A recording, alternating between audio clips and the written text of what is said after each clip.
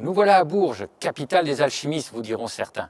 Ici se trouve le palais Jacques-Cœur, qui est une des plus belles signatures de ce qu'on appelle l'art hermétique, l'art symbolique des alchimistes, le palais Jacques-Cœur. Jacques-Cœur, un personnage extraordinaire, haut en couleur, grand argentier du roi Charles VII, mais en même temps qui avait une grande richesse, qui était commerçant et qui avait fait un commerce florissant.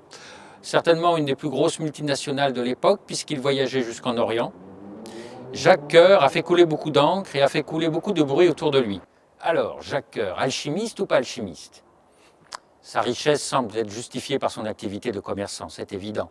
Même son rôle de grand argentier tend à prouver qu'il n'avait pas besoin de pierres philosophales dont parlent les alchimistes pour être riche et avoir autant d'argent. Donc peut-être que tout simplement, ce qui fait que Jacques-Cœur peut être considéré comme un alchimiste, tient tout simplement dans ce formidable monument que nous avons ici, le palais Jacques-Cœur. Et il est vrai que nous voyons dans ce monument des sculptures extraordinaires, des symboles, des images, qui ont toutes trait à la symbolique du grand œuvre alchimique. Tous les alchimistes s'entendent et sont d'accord pour dire que nous verrons ici des phases du grand œuvre extraordinaire. Alors vous voyez ici dans ce palais les devises de Jacques-Cœur, tout au moins les blasons, à savoir la coquille Saint-Jacques, Saint-Jacques de Compostelle, et le fameux cœur de Jacques-Cœur.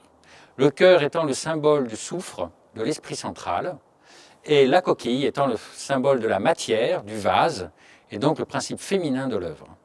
Alors évidemment, certains y verront une allusion à Saint-Jacques de Compostelle, et il y en a une, Saint-Jacques de Compostelle étant le patron des pèlerins. Or, le pèlerin est le patron de tous les alchimistes. Il faut savoir que les alchimistes viennent de l'école d'Hermès, on les appelle les hermétistes, tout simplement parce qu'ils se mettent sous la tutelle du dieu Hermès. Or, Hermès, ou Mercure chez les Romains, est toujours représenté comme le patron des voyageurs, le patron des pèlerins.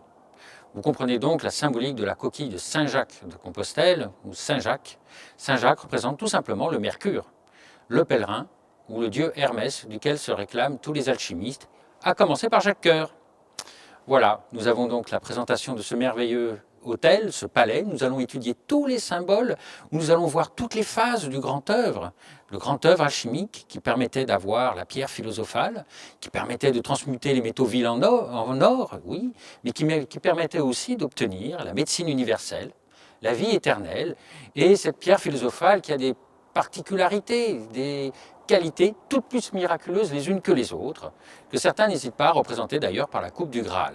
Nous allons voir ce symbole riche dans ce merveilleux palais de Jacques-Cœur qui est un livre à 3 dimensions. Avant de pénétrer à l'intérieur de ce merveilleux monument, je tiens à signaler juste ce petit crocodile que nous avons là-haut. Alors un crocodile, un lézard, allez savoir, sachez qu'en fait le lézard, tout comme le crocodile d'ailleurs, symbolise en alchimie le feu secret. Alors si c'est un crocodile, évidemment, c'est un animal écailleux, comme la première matière, toujours recouvert d'écailles, nous dit Fulcanelli, la matière mystérieuse. Mais le lézard fait aussi appel à ce qu'on appelle le feu secret, le lézard héraldique. C'est lui qui est le détenteur du feu, de ce qu'on appelle le salpêtre ou le feu de la pierre. Voilà, c'est ainsi que surnomme Fulcanelli la salamandre, un autre lézard, bien que ce soit un batracien qui vit dans l'eau, qui est le symbole du feu secret des sages. Voilà, je tenais juste à mentionner ce petit lézard qui est dans l'angle de manière très discrète. En avant pour la visite.